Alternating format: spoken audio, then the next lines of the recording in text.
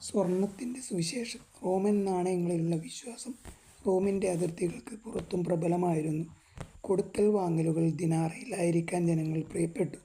Roman അധികാരത്തിൽ നിന്നും സേനയിൽ നിന്നും ആയിരക്കണക്കിന് കിലോമീറ്ററുകൾ അകലെ സ്ഥിതി ചെയ്തിരുന്ന ഇന്ത്യയിൽ പോലും റോമൻ നാണയങ്ങൾക്ക് സ്വീകാര്യത ഉണ്ടായിരുന്നു. ഈ സ്വീകാര്യതയും വിശ്വാസവും കാരണമായാണ് ഇന്ത്യയിലെ രാജാക്കന്മാർ നാണയങ്ങൾ നിർമ്മിച്ചപ്പോൾ റോമൻ ദിനാറയെ മാതൃകയായി സ്വീകരിച്ചത്.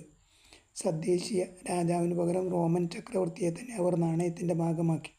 പലയിടങ്ങളിലും ദിനാറ എന്നത് നാണയത്തിൻ്റെ പേര് തന്നെയായി പരിണാമപ്പെട്ടു. മുസ്ലിം ഭരണാധികാരികൾ ഈ പദത്തെ അറബിവത്കരിച്ച് അവരുടെ നാണയങ്ങൾക്ക് ദിനാർ എന്ന് പേരിട്ടു. ജോർദാൻ, ഇറാഖ്, സെർബിയ, മസിഡോണിയ, ടുണീഷ്യ എന്നീ രാജ്യങ്ങളിലും മറ്റനേകം ഇടങ്ങളിലും കറൻസിയുടെ പേർ ഇന്നും ദിനാർ എന്ന് തന്നെയാണ്. ലിഡിയൻ മാതൃകയിലുള്ള നാണയങ്ങൾ മധ്യധരനാഴി മുതൽ ഇന്ത്യ മഹാസമുദ്രം വരെയുള്ള ദേശങ്ങളിൽ പ്രചരിച്ചു കൊണ്ടിരിക്കെ ഇതിൽ നിന്നും അല്പം വ്യത്യസ്തമായ പിത്തള നാണയം ചൈന വികസിപ്പിച്ചു. വെള്ളിയിലും സ്വർണത്തിലും തീർത്ത നാണയങ്ങളിലും മുദ്രകളോ എഴുത്തോ ഉണ്ടായിരുന്നില്ല. ഈ രണ്ട് നാണയ സമ്പ്രദായങ്ങളിലും സാമ്യങ്ങൾ ധാരാളം ഉണ്ടായിരുന്നു. ലിഡിയൻ മേഖലയും ചൈനയും പരസ്പരം സാമ്പത്തികമായി ബന്ധപ്പെട്ടിരുന്നു. മുസ്ലിങ്ങളും യൂറോപ്യന്മാരുമായ വ്യാപാരികൾ ക്രമേണ ലിഡിയൻ നാണയ സമ്പ്രദായത്തെയും സ്വർണ്ണ സുവിശേഷത്തെയും ലോകത്തിൻ്റെ നാനാഭാഗങ്ങളിലേക്കും വ്യാപിപ്പിച്ചു.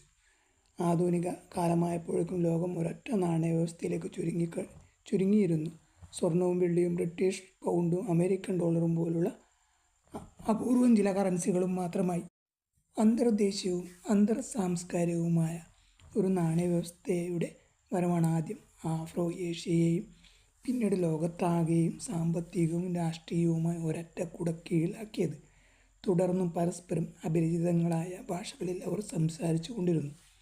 വ്യത്യസ്തരായ രാജാക്കന്മാരെ അനുസരിക്കുകയും വ്യത്യസ്ത ദൈവങ്ങളെ ആരാധിക്കുകയും ചെയ്തു. പക്ഷേ എല്ലാവരും വെള്ളിയിലും സ്വർണത്തിലുമുള്ള നാണയങ്ങളിൽ ഒരുപോലെ വിശ്വസിച്ചു. മനുഷ്യർ ആഗോള വ്യാപകമായി പങ്കിട്ട ഈ വിശ്വാസമില്ലായിരുന്നെങ്കിൽ ആഗോള വ്യാപാര വാണിജ്യ ശൃംഖലകൾ അസാധ്യമാകുമായിരുന്നു.